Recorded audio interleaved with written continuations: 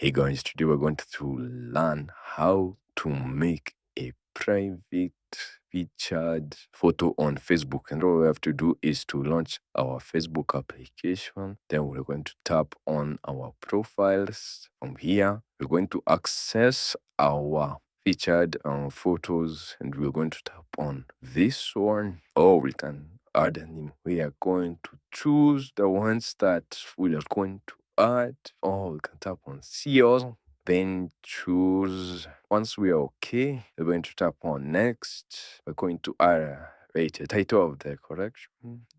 I'm going to tap on it.